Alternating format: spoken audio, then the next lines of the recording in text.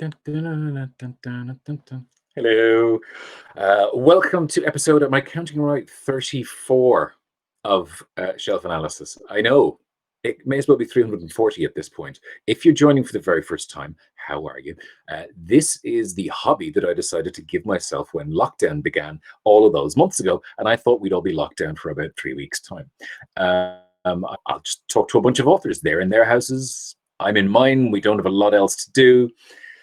Time has moved on since then, and I'm still sitting here upstairs in the bedroom. I'm conducting chats with some of my favorite authors all across the world. If you haven't come across Shelf Analysis before, you'll find all of the old episodes on RTE Culture. You'll also find them on the dedicated YouTube channel for this. There's details of that in the Ricochet Book Club as well, or just look up Shelf Analysis on YouTube. And this live, if you're watching it live right now anyway, is going out in the Ricochet Book Club as well. Welcome along. New time tonight. This is because I had the conversation, we did the poll, and I said, look, things are moving on. People's lives are getting back in some small way to some sort of normality. So would you fancy having it at a slightly later time? Lots of people said, yeah, 8 o'clock would be good. It'd be a better time. And people seem to love the idea of, at the very beginning of this, I never said who was going to be the author, who was our guest every night. And I started doing it a little bit, and then I went, well, I'll just mention who it is. And a lot of people went, we'd rather not know. We like surprises, and I'm all for giving you surprises as well. So we'll do that in a few minutes here on the program as well. If you want to leave a comment below, you can do so. If you're watching the live version of this, we might potentially be able to ask some of these questions to our author tonight, or just to me. So give me a shout, and we'll get to those in a few minutes on the program as well. Couple of things to talk about, not a lot, I'm going to be honest with you, because in the book world a lot of stuff has been on hold for months. I know we've talked about an awful lot of books with authors on this program over the last 3.5 months, however long we've been here, about books that are coming out. Some of those books are coming out now, the likes of Keelan Hughes's book, which came out this week, just gone. There are some books that are coming out over the space of the next few weeks. So it's been kind of a quiet week and a bit in books, because the avalanche is about to begin at the beginning of August, and you will see people talking left, right, and center on radio shows and TV shows, and you'll see reviews in the newspapers about stuff that's coming out. A lot of those, if you're interested, are people who've talked to us about it already on Shelf Analysis, because their publicists didn't know, and I didn't ask their publicist. I just went and asked the author. A lot of those are available in the previous 33 episodes of this. First things first, what I'm reading this week. I don't know, have I mentioned this before? I may have mentioned that I was going to have a crack at this before. I certainly mentioned it when I got it initially in the book club. I also have 2 books on the go. I have one book that I'm reading in and around the house, one I bring out with me, one I used to read in coffee shops when coffee shops were a thing. Then I have another book that's by the bedside. It's usually nonfiction as well, and it's usually something that's kind of bite-sized. So I've been reading this, which is Olivia Laing's wonderful funny weather, art in an emergency. If you've never read any of Olivia Laing's columns before, particularly any of those that she wrote for the likes of Freeze, where she talks about artists and their work, and she interviews artists, authors, talks about all their work as well. This is absolutely stellar stuff. I have been just trying to mete it out in tiny little doses to myself, which explains why I've been reading it for a few weeks now. I came across Olivia Laing through The Lonely City, if you've ever read her book, I think, which is somewhere there behind me. And this is an extraordinary collection if you're interested in any way in art in all its shapes and forms. The people who make that kind of art, and maybe people you've never heard of before as well. So it's called Funny Weather, Art in an Emergency by Olivia Laing. It's also got a gorgeous cover on it. It's got a nice heft to it as well. Briefly, it's all David Mitchell's fault, because this arrived in the post this week. You might remember when David was on Shelf Analysis a couple of weeks ago talking about Utopia Avenue, the new book, he suggested this as one of his. And this is the letters of Vincent Van Gogh. It is the Folio Society edition. So it is gorgeous and beautiful, and it is full of, I'm going to find somebody. Yes, somebody asked me about this the other day. Yes, there are illustrations as well.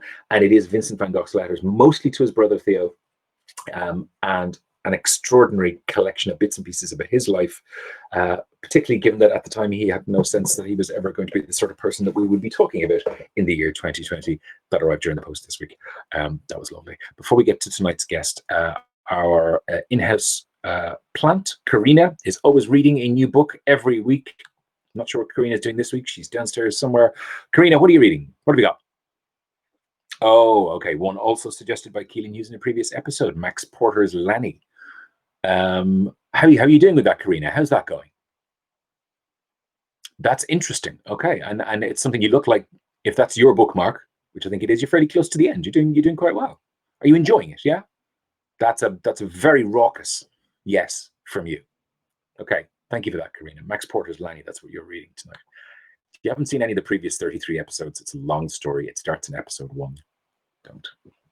Tonight's guest is somebody who I feel like I've spent some of lockdown with. I will explain this and I will quantify it and I will give it to you in a moment. But first of all, I am going to go to, normally we visit people in their homes. We're kind of visiting him both in his home and in the place that he works. He is the author of Diary of a Bookseller and Confessions of a Bookseller. And in Wigtown in Scotland, hoping that Wi-Fi holds up. Shaun Bythell, how are you? I'm fine, thanks, Rick. Very nice to see you. And lovely to see you again. I haven't seen you since the Waterford Writers Weekend a couple of years ago. Indeed, it was great. I had no idea quite how beautiful Waterford was, and I lived in Ireland for 4 years, so it was a really pleasant surprise to go there, and I happily go back there again. Well, explain to me, I'm going to scroll this back slightly. So for people who have not read either of the books and have no sense of what Wigtown is about or about the bookshop either, maybe you can give us like a little brief potted history of how you came to end up running the bookshop where you are. Okay, yeah. So I grew up on a farm about a mile from Wigtown, and I reached the age of 30, and I wasn't really doing much with life. I was doing temping jobs and really kind of going nowhere. I'd sort of made a very bad decision that I wasn't ever going to have a career. And I came back to visit my parents at Christmas one year, and dropped into the bookshop, as I always did. And the guy who was running it was about to retire. So we were chatting away, and he said, "Why don't you buy my shop?" So I never had any plans to be a bookseller, and didn't have any money. And he said, he was Cockney, he's a really great guy. And he said, "You don't need money. What do you think banks are for?" So I went to the bank manager, and foolishly they lent me the money to buy the shop, and I've been here ever since, and I'm still paying the bank back. But it's the best decision I've ever made. It was great. It's a life I didn't anticipate that I would love quite as much as I do. And we should point out to people as well that the bookshop is not just any old bookshop, really. It's the largest second-hand bookstore in Scotland. Probably the most famous second-hand bookstore in Europe. I'm just going to throw it there. That's very flattering, Rick. Thank you. At this point, it is. Well, yeah, there's a sort of, it's a slight bone of contention. There's another bookshop in Inverness, which is in an old church, and it's a really beautiful shop, Leakey's. And we both make the same claim to be the largest second-hand bookshop in Scotland, but we're sufficiently far away from one another that we don't fight about it. Well, maybe briefly, just what I'm going to do is I'm going to change the screen to give people a sense of what it looks like behind you. You said that you might. Can you give us a quick, maybe just sense of what the shop looks like and kind of the scale of everything you have going on around you there? I can, and hopefully the Wi-Fi won't drop out. Let's see what happens. We'll give it a shot. Okay, I'll just unplug the laptop, and so this is the room I'm in at the moment. Is in the middle of the shop. It's called the Gallery. I don't really know why. I assume that the previous owner had paintings and things for sale in here, but we still call it the Gallery. And so let's see. Over here is, you can see the pheasant. And so over here is sort of European history and travel and things like that. And also we have a stuffed badger. Of course you do. Over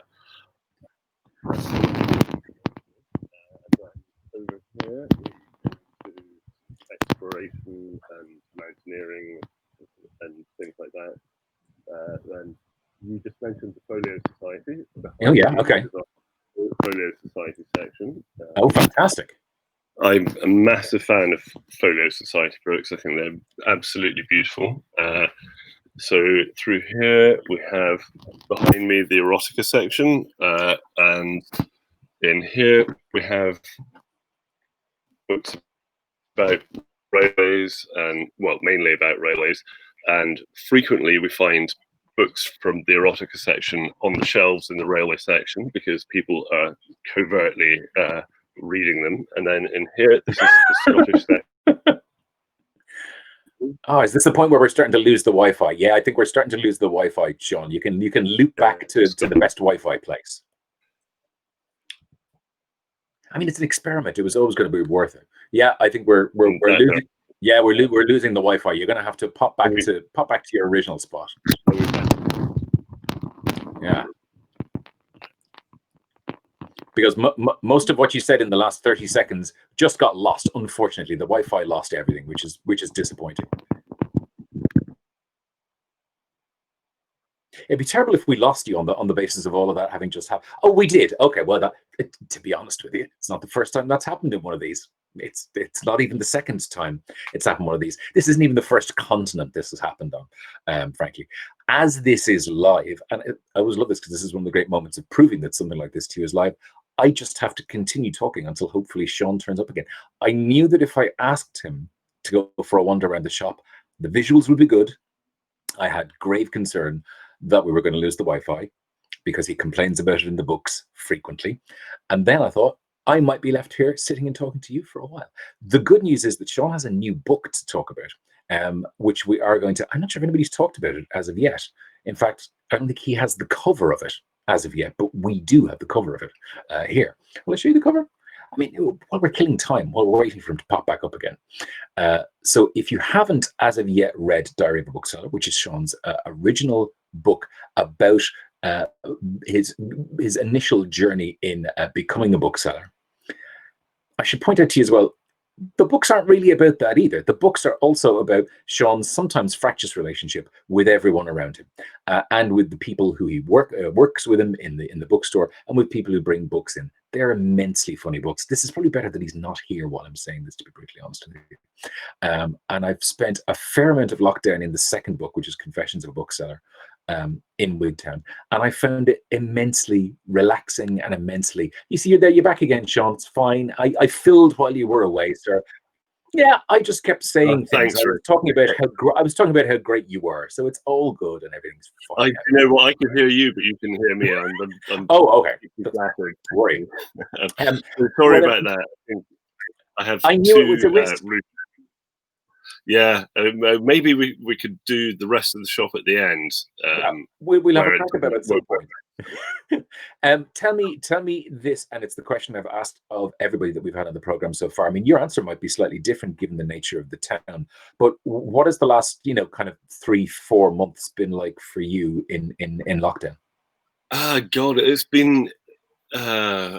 Everybody's going to say it's strange because obviously it is. It's a completely unprecedented time, but it's been, in some regards, it's actually been really good, because I've got to spend time with my wife. We have a 1-year-old daughter, and it's been really good being able to spend time with them. And actually, this sounds really bad, but we've been given grants by the government, which are probably at least the equivalent of what I would have made in profit anyway.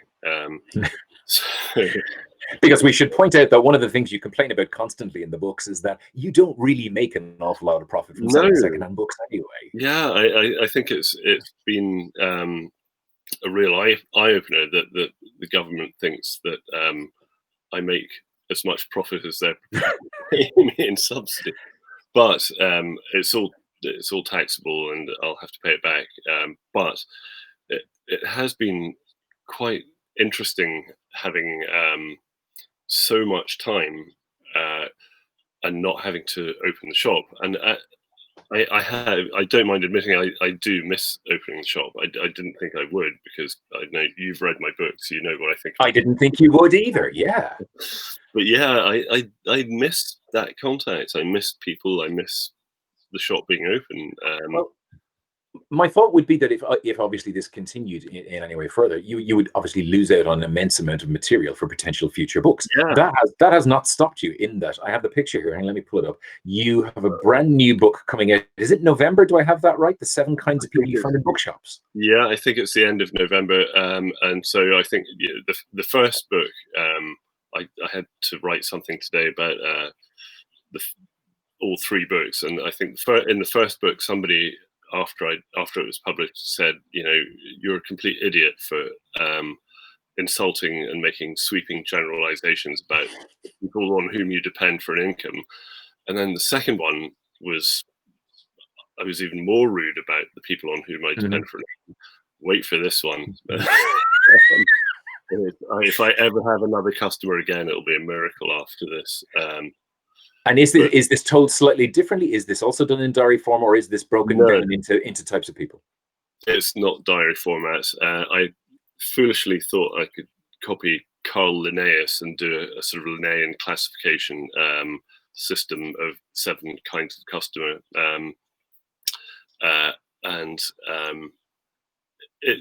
So it's not in diary format. And actually, that was one of the things that I was going to mention at some point if and when we get around to my books, 3 books that I've chosen. The diary format is a remarkably easy format to write because things just happen. You just write down. I have no imagination whatsoever, so the diary lends itself to the way I write. It's just easy. But no, this one's different, and actually I found it quite hard to write. But I don't know. We'll see what you think if and when you get around to reading it. It'll happen one way or the other, and that's I think that's November. I think I do have that right. I looked up that today. That's I think it's the main thing for Christmas. Good present. Okay, in theory, allegedly, we're here to talk about 3 books that you choose. Every author gets the opportunity to pick books that they themselves just think other people should read. There's no criteria. It can be fiction, non-fiction, old, new. It doesn't matter. So, Shaun, it's not like you don't have a lot to choose from immediately around you where you are. So what have you gone for? Well, my 3 books are, and I only realised this afternoon when I was kind of doing a bit of research, because I haven't read 2 of them for at least 10 years. But they are all spoof autobiographies. Great. And I only just noticed it this afternoon. The first one is it was given to me by an ex-girlfriend about 10 or 15 years ago, and it is called hang on, it's called Augustus Carp Esquire by himself, which from the title you'll realize there's a massive degree of pomposity about Augustus Carp. So it was written by a guy called Henry Howarth Blashford, who I think was a civil servant, and the main character, Augustus, is the most odious character I have ever come across in any book. I mean, he's so foul, but he's fantastic. And I don't know if you've ever read A Confederacy of Dunces. I have, again, about 10 years ago, yeah. Yeah, it's a great book. And the main character, Ignatius Riley, is really similar to Augustus Carp. And I can't help wondering whether or not John Kennedy Toole, who wrote Confederacy of Dunces, had actually read Augustus Carp, because the 2 characters are so similar. And Augustus he's very, I think even the name Augustus Carp, so there's a sort of pretentiousness about the Augustus, and Carp. Very.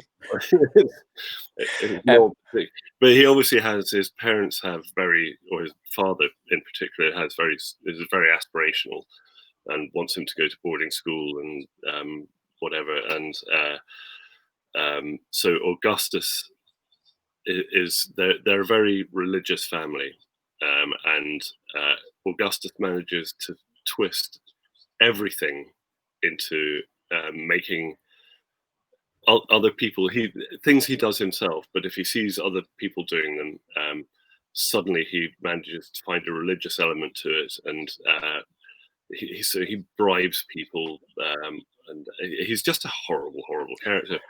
I'm conscious just from looking at your edition of that book, that is not a new book, Shaun. Is it the sort of book that is even available anywhere in print at all? It is actually, and Okay. apparently, because I hadn't read it, I was doing a bit of research this afternoon. Apparently, Anthony Burgess rediscovered it in the 1960s, and it was published in 1924, I think. And it's Anthony Burgess kind of gave it a new lease of life, and Penguin republished it in, I think, the 1970s or 80s. So it is quite readily available, just not on Amazon. Of course not. I can't believe you said their name out loud. I thought you'd burst in flames. I apologize for profanity. But he's a great character, Augustus. He's so self-righteous, so obnoxious. I did kind of pick out and earmark a little bit. Oh, please do. Would you like me to read? Oh, absolutely. David Mitchell set a precedent a few weeks ago, and he just started reading from stuff. So, absolutely, please. Funnily enough, when you were talking about David Mitchell earlier, I have a copy of Cloud Atlas upstairs, which when he was in Wigtown for our book festival, he very kindly signed. And if I'd known that you were going to mention him, I'd have brought it down. But okay, so Augustus's father is very aspirational and has delusions of grandeur, and he has a housekeeper, Mrs. O'Flaherty, and she was recommended by the vicar of St. James the Lesser Still. She was not devoid in certain deceptive respects of the superficial charm of her race, and I apologise. Ominously developed as she was, both below and above the waist, her features were informed with an unintelligent but specious cheerfulness, and these, together with a not unattractive complexion, sufficed for some time to impose upon my mother. So Mrs. O'Flaherty has a son who moves into the house with her, and he's a very young boy. He's the same age as Augustus, so I think he's about 7 at the time. And Desmond, Mrs. O'Flaherty's son, does something, I can't remember, he drops something on the floor, and it's a minor misdemeanor.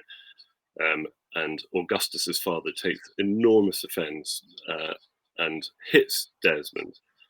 And Mrs. O'Flaherty sees Augustus's father hitting Desmond, and her reaction is absolutely brilliant. So let me see if I can find. As I have already recorded, she was a woman of repulsively overdeveloped physique, and she now began to shake my father so violently that his upper denture fell to the ground. "You little whelp," she cried, with incredible blasphemy. "You little whelp of a bullying puffball." Then, to my horror, no less than to his own, she lifted him bodily from the ground. For a brief moment, or so it seemed to me, I was on the verge of merciful oblivion, but in the next instant, I beheld Mrs. O'Flaherty thrusting my father's head into her pail. It was a commodious pail, very nearly full with incompletely clean water, and containing an additional saturate garment with which it was her habit to wash the linoleum. 3 separate times she immersed his head in this, even submerging the backs of his ears, and when at last she released him, and he had regained his breath, he was more moved than I have ever seen him. And that's Augustus Carp, Esquire, by himself. It's not actually by Augustus Carp. It's a spoof by someone called Henry Howarth Bashford. Okay, so, but sorry for thank you for indulging me and allowing me to read that. Believe me, we're never on a time clock on this because it's not real telly. It's like we can afford to do anything. Tell me about your second choice. What's it going to be? Second choice is Sue Townsend, Adrian Mole, The Prostrate Years, which again I don't know if you've read, but it's all of Sue Townsend's books are brilliant. They're so funny. Her characters are just wonderful and just so keenly observed. And Adrian Mole, again, it's a sort of, it's a fake diary. She's and again, Adrian Mole is extremely aspirational. He thinks that he's been dealt quite a hard lot in life. And I remember reading the Diary of Adrian Mole when I was at school, when I was about 14 or 15, and I'd kind of forgotten all about it. And then recently I'd discovered the rest of the series, and poor Sue Townsend went blind. She died, I think, 2 years ago. But all of the books are wonderfully funny. And one of the things I love about this book is, because I try and write diaries, and I keep a diary every day. It is a diary. She writes in diary format, and I feel like I've got so much to learn from her, because her writing is so brilliant. I think I never made it any further than, so I would, like you probably would have read the original series of diaries when I was a teenager. I never made it to the ones where he becomes a political, he works for a political party at some point, and then I'd never made it into the adult sets of diaries. They're all worth it. I mean, they're absolutely brilliant. So I can't recommend them highly enough. And it's Pandora, the love of his life, who she ends up working for Tony Blair. Fictionally. But they're all, every character in it, his parents, his in-laws, everything is they're just brilliant. They're so well observed. And I was going to just read a tiny bit. So at the back of whoever published, there's Penguin published them. There's an interview, I don't know who did it, with Sue Townsend, and a series of questions and answers. And one of the questions was, what limitations / opportunities are there to writing in the diary form? Sue Townsend's answer is brilliant. This is why I find diaries relatively easy to write. There are no limitations. The diary is one voice talking to you about people, places, events, high emotion, low spirits, and the minutiae of daily life. Diaries have a simple structure.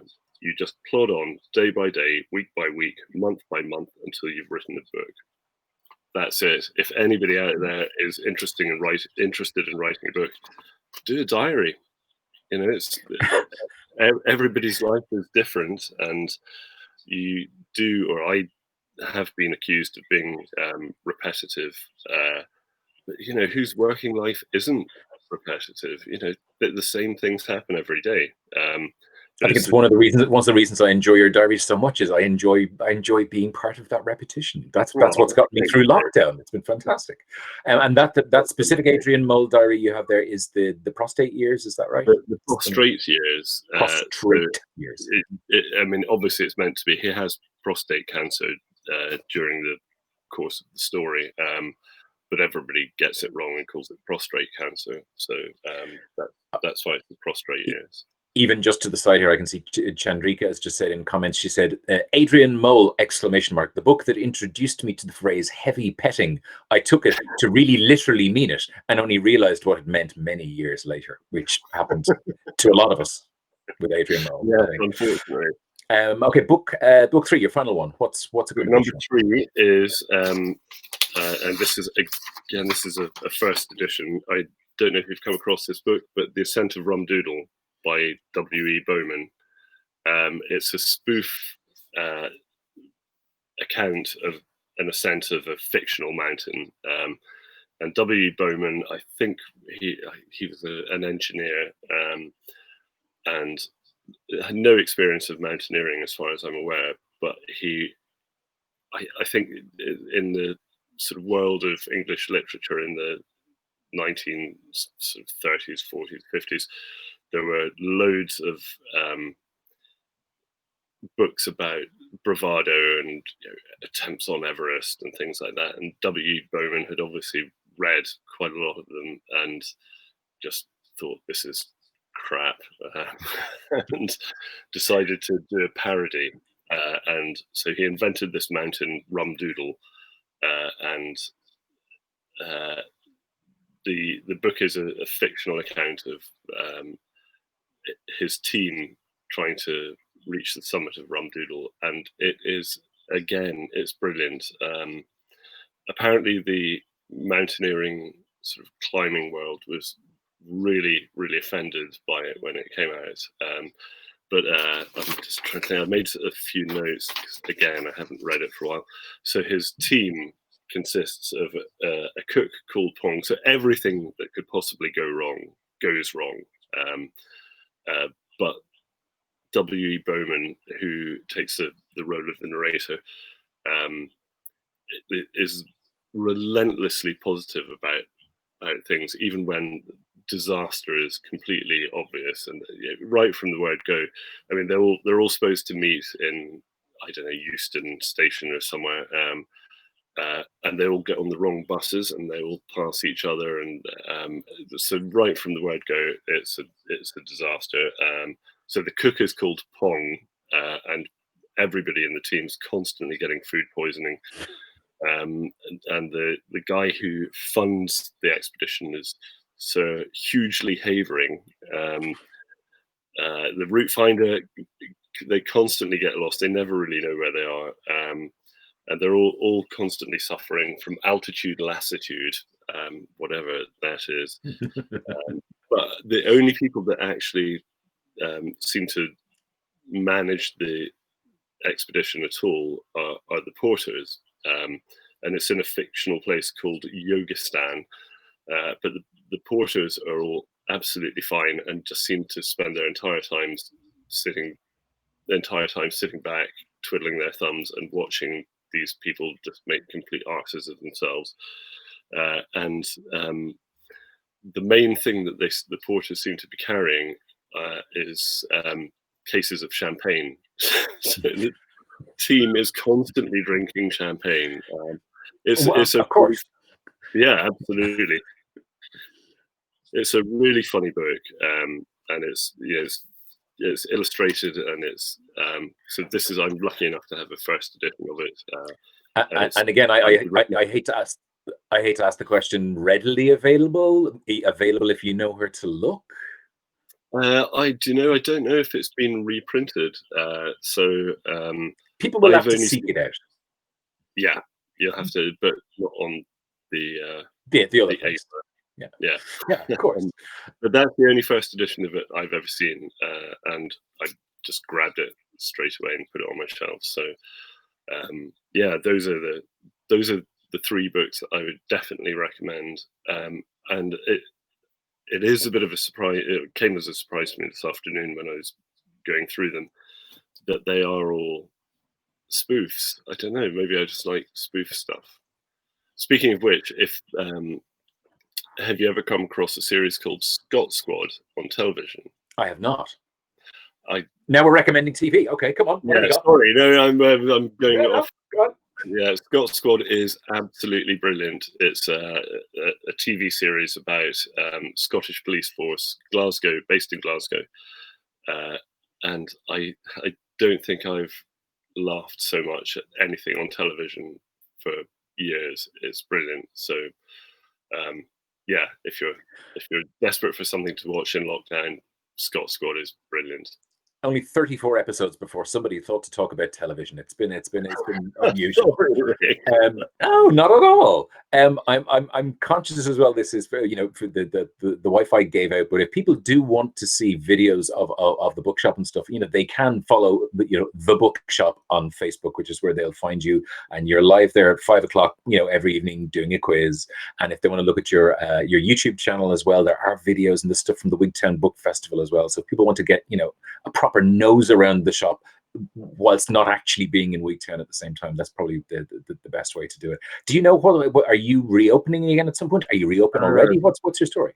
That's a good question. We are allowed to reopen, but because we're so tourist dependent, we're going to wait until till the B&Bs and self-catering businesses can all reopen. And speaking of which, not the B&Bs and self-catering, obviously we have to be compliant with the social distancing and hand sanitizers. We have a gin distillery about 6 miles away, and they have produced hand sanitizer, Yeah. which smells of gin. I've had some from the Irish distilleries. A lot of Irish distilleries have done the same thing. None of them have smelled of gin. That seems like they're missing a trick. Yeah, this one does. Yeah, I suppose you don't want to clean your hands and then be pulled over by the police shortly afterwards. And not for human consumption in any way, well, shape, or form. Except if you're desperate. 80%. So yeah, you need to have fairly rough guts to be able to go for that. But who knows where the day is going to bring you? You know, I mean, I'm going to give one more plug to it. The book is 7 Kinds of People You Find in Bookshops, and it's going to be out in November. And this brings me one step closer to Wigtown. One day, I swear, I'm going to walk in through the front door. That's the next chance I'm in Scotland. And I will be buying extensively from things on the shelves. I'm bringing a car with me. Do you know, it would be great if I'll put you in touch with Adrian, who's our festival director, but if you would be up for chairing events. I would 100% be up for doing that. Yes. Okay. You're also the first person who's offered me a gig on this show. This is great. This has been a fantastic evening. This is lovely. Please do. Absolutely. I will do. All I can do is wish you enormous health. Because the book's only reached up to a certain point as well, I wasn't aware you had a baby. Congratulations. Thank you very much. Because the books they're a few years back. You've been operating. Yeah. So yes, she was born on the 26th of April. Crikey, I better get this right or I'm in trouble. Yeah, the year before last. It's important. Yeah, that's good. Yeah. She's about 14 months old. Shaun Bythell in the Wigtown Book Shop in Scotland. Thanks a million for talking to us tonight, Shaun. Thanks, man. I appreciate it. Cheers. Thank you very much for having me on. Talk to you soon. Thanks, man. Cheers, Rick. Again, if you get a chance to read any of Shaun's books, start with Diary of a Bookseller. Start at the beginning, particularly if you need a laugh or a lot of laughs all in succession. There is a second book as well, which I only just got to recently and got me through a big chunk of lockdown, and there's a third book coming out in November as well. All of the bits and pieces that you find out about here, you'll find them on the YouTube channel. Just look up Shelf Analysis on YouTube is where all of our episodes are. We'll have another one brand new for you next Wednesday night at 8 o'clock as well in the Ricochet Book Club on the YouTube channel, and you'll find all of the old episodes on RTE Culture as well. So other than that, have yourself a lovely week, whatever it is you're doing, whatever you're up to, and we'll see you again live at 8 o'clock next Wednesday night. Take it easy.